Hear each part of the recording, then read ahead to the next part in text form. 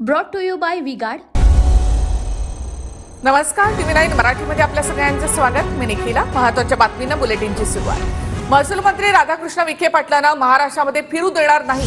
स्वाभिमानी संभाजी ब्रिगेडचे प्रदेशाध्यक्ष माधव देवस्कर यांनी हा इशारा दिला आहे। विखे पाटलांनी जरांगेंबाबत अशा प्रकारचं वक्तव्य करायला नको होतं, असं देवस्कर यांनी म्हटलेलं आहे।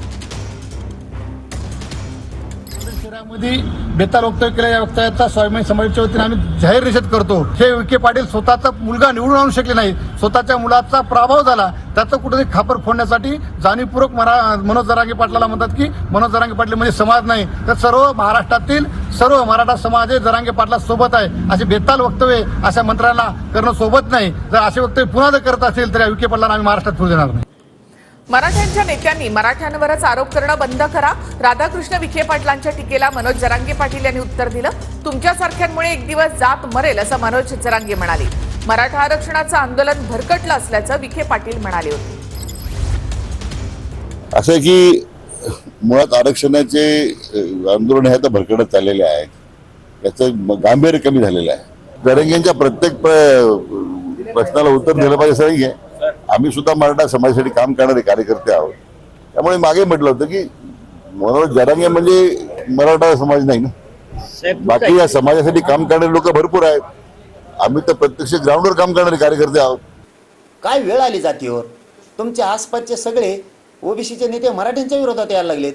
तुमच्या नगर जिल्ह्यातले सुद्धा ओबीसीचे आमदार, माझे आमदार सुद्धा इकडे येऊन बोंबलायला लागले। ते नाही का भरकटलेले दिसत? जरा मराठ्यांचे लोक मराठ्यांवरतीच आरोप करायचं बंद करा। तुमच्यामुळं जात मरण एखादीशी वाशाने वेळेवर, आणखीन हातातून वेळ गेली नाही, मी नाही हटत। तुम्ही साथ दिली तरी हटत नाही मराठ्यांना, नाही दिली तर मराठ्याला ओबीसीतूनच आरक्षण देणार। गोरगरिबांच्या मराठ्यांचे लेकर मोठे व्हावेत म्हणून जीवाची बाजी लावून लढायला लागलो ना, आता मी एकटा पडलोय। मला उघड्यावर पाडायचं ठरवलंय, माझी जात संकटात आणली। मराठ्यांच्या नेत्याने शान व्हा, असे जर बोर्ड लागणार असले तर आता तरी डोळे उघडा आणि सगळेचे सगळे कोणत्या पक्षात असाल तुम्ही, मराठी बी तुमच्या पाठीशी खंबीर उभा राहते। हो, जाहीर सांगतो, मला आणि माझ्या समाजाला दोघांनाही घेरण्याचा प्रयत्न सुरू झाला आहे, हे एकदम सत्य आहे। मराठ्यांचे घरातले गोरगरिबांचे लेकरं मोठमोठ्याले अधिकारी मिळाल्या, मी आरक्षणाच्या बाजूने राहू नये म्हणून सगळ्यांनी मला घेरलंय, मी एकटा पडलोय। तुम्ही सगळ्यांनी ताकदीनं, म्हणजे सत्ताधाऱ्यातले मराठ्यांचे मंत्री असो तेही आमच्याकडून बोलत नाही। मराठा समाजाला माझी विनंती आहे की आपण एकजूट राहा। छत्रपती संभाजीनगरमध्ये मराठा आंदोलक आक्रमक झालेत। मराठा आंदोलनाला विरोध केल्यामुळे डॉक्टर रमेश तारक यांच्या तोंडाला काळं फासलं। तारक यांनी जरांगे यांच्या अंतरवालीमधील आंदोलनाला विरोध केला होता। मनोज जरांगे यांच्या विरोधात रमेश तारक यांनी अर्ज दिला होता।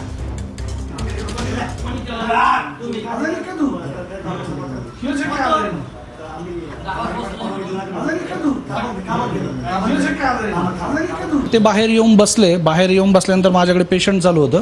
बाहेरच्या स्टाफला त्यांनी आरेरावी केली की आम्हाला जायचे। ते 4-5 जण होते, ते म्हणले थोडे थांबा, तरी पण त्यांनी आरेरावी केली आणि मध्ये आल्यानंतर त्यांनी मला बुके आणि शाल दिली। मी म्हणलं कशाबद्दल? ते म्हणले तुमचा वाढदिवस आहे। मी म्हणलं वाढदिवसाचा काही संबंध नाही, आज माझा वाढदिवस नाही आहे। मला थोडासा संशय आला, मी उठून उभा राहिलो तर त्यांनी 2 जणांनी दरवाजा लावला आणि बाकीच्यांनी लगेच हे केलं आणि अंगाला काळं लावलं।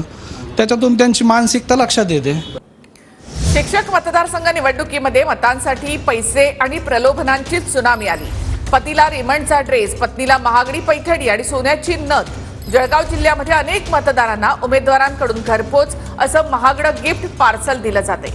तर शिंदे सरकार भ्रष्टाचाराच्या पैशातून निर्माण झालेलं आहे, असं राऊत म्हणाले।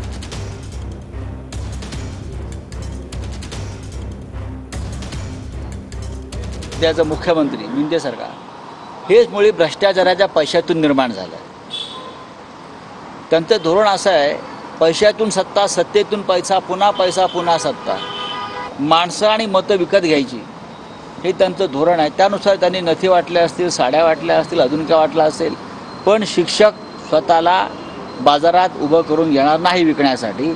शंभूराज देसाई असं म्हणत होते की असं घडूच शकत नाही। शिंदे गटाचे प्रवक्ते राजू वाघमारे फार तावातावाने सांगत होते की ही घटनाच आमच्याकडे घडली नाही। विशेषतः हे पैसे देत असताना दराडे यांच्या संस्थेतले येवल्याचे प्राचार्य उत्तम जाधव हे जळगावमध्ये पैसे का वाटत होते याचं उत्तर अजूनही आलेलं नाही। पण या सगळ्या संदर्भाने आज आम्ही माननीय निवडणूक आयोगाकडे रीतसर पक्षाच्या वतीने तक्रार दाखल केली आहे. ज्यावेळी या विषयीची व्हिडिओ ज्यावेळी आपल्या लक्षात आली, इमिडिएटली आपण फ्लाइंग स्क्वॉड करून विचारलं. त्याच्यानंतर जो त्या ठिकाणी दिसत होते त्यांच्याकडून पण जबाब नोंदवण्यात आलं की नेमकी या प्रकरणमध्ये काय होत होतं.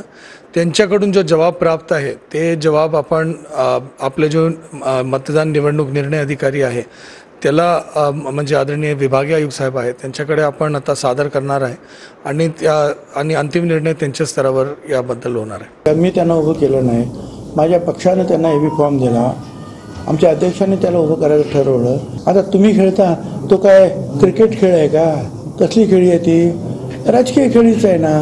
नाही ना, तर तुम्ही शिक्षक आहात ना, तर स्वतःच्या जोरावर जे आहे ना मतं मिळवा ना. त्याच्यासाठी मुख्यमंत्र्यांना उतरवण्याचं काय कारण आहे? आम्ही तरी अजून उतरलो नाही मंत्री म्हणून, कुठे प्रचाराला गेलो नाही. काही लोकांचा सकाळीच भुंगा वाजतो असं मुख्यमंत्री शिंदे म्हणाले. मुख्यमंत्री शिंदेंनी संजय राऊतांचं नाव न घेता टीका केली, तर सध्याचे मुख्यमंत्री घटनाबाह्य असा पलटवार संजय राऊतांनी केला. पाशा पटेलला आम्ही सांगितले काम दिले, ते मोठ्या प्रमाणावर बांबूची लागवड करतात. बांबू हा ऑक्सिजन जास्त देणारा, कार्बन डायऑक्साईड जास्ती शोषून घेणारा, त्यामुळे खूप मोठ्या, आणि काही लोकांना बांबू पण लावायला पाहिजे. अरे असे लोक आहेत, सकाळीच भोंगा वाजतो, एक भोंगा निघालाय तो दुसरा चालू आहे. लोकसभा निवडणुकीमध्ये त्यांच्या महायुतीला आम्ही सगळ्यांनी मिळून जो बांबू घातलेला आहे तो बांबू अजून निघालेला नाही आहे. तो काढण्याचे ते प्रयत्न करतायत. त्याच्यामुळे त्यांना स्वप्नसुद्धा बांबू बांबू दिसतो, एवढा आतमध्ये गेलेला आहे तो बांबू. आणि विधानसभेला हा बांबू आरपार जाईल, ते लिहून घ्या. जो सकाळचा भोंगा आहे ना, याला खऱ्या अर्थानं बांबू लावला पाहिजे. तुम्हाला बांबू घालायला दोन जण, एक तर शरद पवारने मोठा बांबू घातलेला आहे, दुसरा काँग्रेसवाले तर बिलकुल बांबू तयारच आहे त्यांचा. ते म्हणतात आमच्याकडे आले तर बांबूच घालू. म्हणून आता दुसऱ्याचे बांबू बोलू नका, नसता तो बांबू पुन्हा तुमच्याकडे येऊन जाईल. जुलैच्या पहिल्या आठवड्यापर्यंत प्रत्येक विधानसभेचा अहवाल द्या. राज ठाकरेंनी आपल्या मनसेच्या नेत्यांना, पदाधिकाऱ्यांना हे आदेश दिले. जुलै महिन्यामध्ये राज्याचा दौरा करणार असं राज ठाकरे म्हणाले. विधानसभेच्या तोंडावर राज ठाकरेंचा महाराष्ट्र दौरा. राज ठाकरेंकडून मनसे पदाधिकाऱ्यांना कामाला लागण्याच्या सूचना. जुलैच्या पहिल्या आठवड्यात प्रत्येक विधानसभेचा अहवाल द्या, राज ठाकरेंच्या सूचना. जुलै महिन्यात राज ठाकरे महाराष्ट्र दौरा करणार. राज ठाकरे प्रत्येक मतदारसंघाचा आढावा घेणार, ताकद जोखणार. राज ठाकरेंसह अमित ठाकरेही दौऱ्यात सहभागी असणार. विधानसभा निवडणुकीच्या प्रचारात अमित ठाकरेंची भूमिका महत्वाची असणार. मनसे युती करणार की एकला चलोरेची भूमिका घेणार? विधानसभेसाठी आपण काय तयारी करत आहात? किती जागा लढण्याची शक्यता? आत्ता सांगू, सगळं आत्ता सांगून टाकू. तुम्ही या पार्श्वभूमीवरती दौरा वगैरे करणार का राज्याचा? कारण का मी जुलैमध्ये माझा महाराष्ट्र दौरा सुरू होईल, जुलै मिडमध्ये, आणि त्याला भेटूच सगळ्याजण आपण. मला असं वाटतं मी आत्ता युक्रेन आणि रशिया वॉर याचा मला असं वाटतं मी महाराष्ट्राच्या विधानसभेमध्ये प्रचार करेन. महाराष्ट्रातलेच प्रश्न येणार. महाराष्ट्रामध्ये याआधी कधी असं जातीवादाचं विष नव्हतं. ओबीसी मराठा आरक्षणाच्या मुद्द्यावर राज ठाकरेंनी ही प्रतिक्रिया दिली. जातीचं राजकारण करणाऱ्यांना महाराष्ट्रानं दूर ठेवलं पाहिजे असं राज ठाकरे म्हणाले. सगळे पुढारी हे जातीपातीमध्ये द्वेष पसरवून फक्त मतं हातात घेतील आणि बोळसटपणे मतं देतील देखील. पण हे त्यांच्या पुढच्या येणाऱ्या पिढ्या, म्हणजे मी काल तर ते एक कोणीतरी मला क्लिप पाठवली त्याच्यामध्ये लहान लहान मुलं जातीवरनं बोलतात एकमेकांशी. आणि हा हे कधी बोललो होतो मी की हे सगळं शाळा कॉलेजपर्यंत जाणार हे प्रकरण, कळलं का? हे विष असं महाराष्ट्रामध्ये कधी नव्हतं. मला असं वाटतं हे जे जातीपातीचं विष कालवणारी जी लोक आहेत महाराष्ट्राने यांना दूर ठेवलं पाहिजे. किती आवडलेलं काही असलं, किती आवडता पक्ष असेल ना तर अजून आवडती व्यक्ती, पण असलं जर विष कालवणार असेल तर पुढच्या पिढ्यांनी कसं जगायचं? काय होणार महाराष्ट्राचं? आणि मी नेहमी सांगत आलो की जे उत्तर प्रदेश बिहारमध्ये ज्या प्रकारे सगळ्या गोष्टी सुरू आहेत तसं महाराष्ट्रात उद्या सुरू होईल. खून खराबही होतील याच्यावरनं. पिपाणी निवडणूक चिन्हाच्या यादीमधून वगळा अशी मागणी शरद पवार गटानं केली आहे. शरद पवार गटानं यासाठी निवडणूक आयोगाला पत्र पाठवल्याची माहिती सूत्रांकडून मिळते. पिपाणी चिन्हामुळे आम्हाला निवडणुकीमध्ये फटका बसला, निर्णय घ्या अन्यथा सुप्रीम कोर्टामध्ये जाणार असं शरद पवारांनी निवडणूक आयोगाला पत्रामध्ये सांगितलेलं आहे. पिपाणी चिन्हामुळे कुठल्या मतदारसंघामध्ये कुणाच्या मतांमध्ये फरक पडला ते आपण पाहूया. सातारा लोकसभेत शरद पवार गटाचे उमेदवार होते शशिकांत शिंदे. चिन्ह होता तुतारी वाजवणारा माणूस. ते 32,771 मतांनी पराभूत झाले. येथे अपक्ष संजय गाडेंचं चिन्ह होतं तुतारी. मतं मिळाली 37,062. नगर लोकसभेत शरद पवार गटाचे निलेश लंकेंचं चिन्ह होतं तुतारी वाजवणारा माणूस. ते 28,929 मतांनी जिंकले. येथे गोरक्ष आळेकर अपक्ष लढले. चिन्ह होतं तुतारी. मतं घेतली 44,957. भिवंडी लोकसभेत बाळ्यामामा उमेदवार होते. चिन्ह तुतारी वाजवणारा माणूस. 66,121 मतांनी ते विजयी झाले. येथे अपक्ष कांचन वखारे लढल्या. चिन्ह होतं तुतारी. मतं घेतली 24,625. ते जे चिन्ह आहे नाही तर त्याचा ज्या पद्धतीने प्रचार केला गेला तर ते कुठेतरी दिशाभूल नागरिकांची नाही तर मतदारांची मोठ्या प्रमाणात केली जाते आणि लोकशाहीमध्ये दिशाभूल करणं हे योग्य नाही. आणि त्या हेतूतून जे काही आकडेवारी आली पिपाणीची आणि त्याला मिळालेलं मतदान उमेदवार अनोळखी असताना सुद्धा, त्यामुळे कदाचित आमच्या पक्षाने त्या बाबतीत निर्णय घेत इलेक्शन कमिशनला सुद्धा तक्रार केली असावी. प्रकरणानंतर पतित पावन संघटना आक्रमक झाली आहे. L3 हॉटेलवर पतित पावन संघटनेच्या पदाधिकाऱ्यांकडून दगडफेक करण्यात आली. L3 हॉटेलमध्ये अल्पवयीन मुलांचा ड्रग्ज सेवन करतानाचा व्हिडिओ व्हायरल झाला होता. मेरे आंख उड़ गए.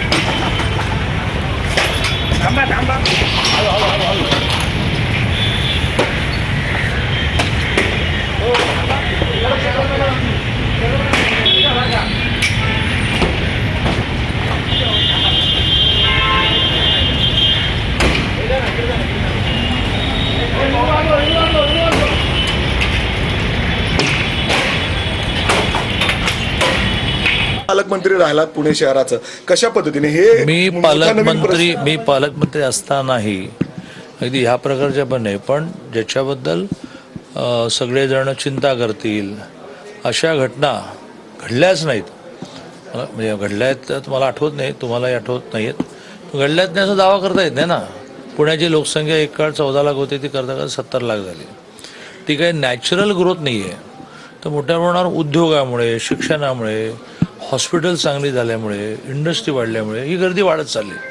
अजितदादा पुण्याचे पालकमंत्री झाल्यापासून अनेक बेकायदेशीर धंद्याला चाप त्या ठिकाणी बसलेला आहे. जे लोक बेकायदेशीररित्या तिथं व्यवसाय करत होते त्यांच्यावरती प्रशासनाच्या माध्यमातून कारवाई त्या ठिकाणी अजितदादांनी केलेली आहे. अजितदादानं खरं पाहिलं तर पुण्याचं पालकत्व हे सिद्ध केलेलं आहे.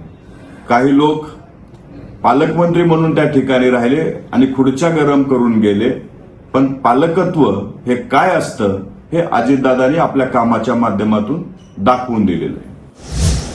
माजी केंद्रीय मंत्री सूर्यकांता पाटील उद्या पवार गटामध्ये प्रवेश करणार आहेत. भाजपला सोडचिठ्ठी देत सूर्यकांता पाटील पवार गटामध्ये प्रवेश करतायत. 2014 मध्ये सूर्यकांता पाटील यांनी राष्ट्रवादी सोडून भाजपमध्ये प्रवेश केला होता.